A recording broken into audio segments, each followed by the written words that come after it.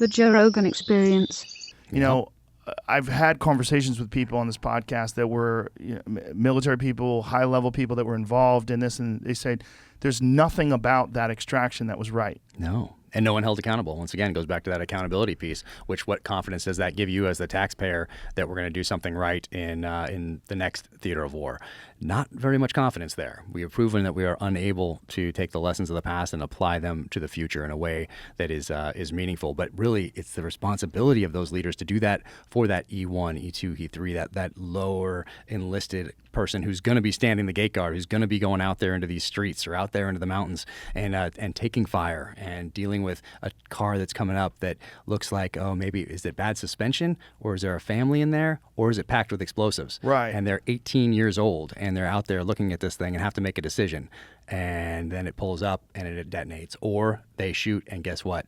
It's full of a family. Like these things are so difficult. Yeah. And then they have to live with that for the rest of their lives. And they're put in that position by senior level leaders who should have known better on a few things. Specifically to Iraq, disbanding the Iraqi army. Okay. So now you have this entirely trained up military that's essentially now an insurgency. Okay. We have that de-Baathification. So anyone who had any job in Iraq was a Baathist. So the person that emptied the garbage, the people that kept the lights on, now, de-Baathification, those people don't have jobs. So now we're fighting an insurgency and we're figuring out how to get the trash picked up, how to keep the power on. We're building up an entirely new government.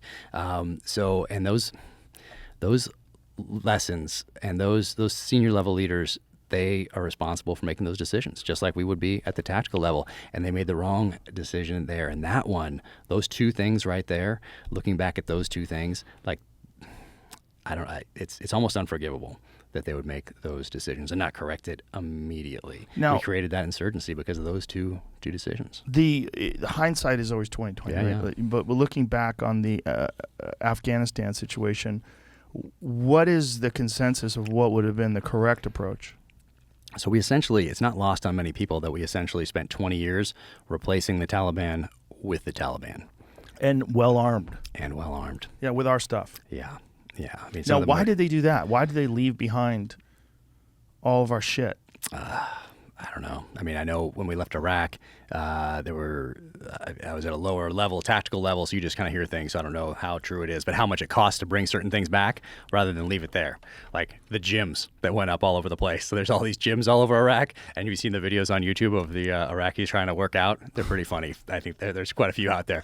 But rather than pack all that up and take it home, just leave it. So the gyms are the least concerned. I know. I'd use that as the most basic level, but then you apply that to how much does it take to get this helicopter back and that helicopter back and this and that. And hey, did we think that we were going to turn those over to the Afghans and leave those with them? And why didn't we blow them up? Well, I think we thought they were going to remain in place as the army that we trained up for the last 20 years. But but nobody on the side of the people that were over there believed that was possible. They thought that everyone was going to fold the moment the United States left. Well, you didn't even have to think that. You could see it. You can see the provinces falling from January, February, March, April, May, June, July into August. I mean, you could watch it. If you put it on the screen and show the provinces that fall, I mean, you don't have to be Nostradamus to figure out that, hey, this isn't looking so good and everything is converging here. And you could extrapolate that, probably every province is going to fall. But once again... So what should they have done? In that particular situation? Yes. So you have a couple options. One being, hey, maybe you could leave a small force at Bagram perhaps to try to keep this military, keep this intelligence service, keep this government running, maybe after 20 years. I don't know how long you can sustain that, but you could have done that. And then if things aren't working out, they're the last people to leave. So that's one. So you could have done that.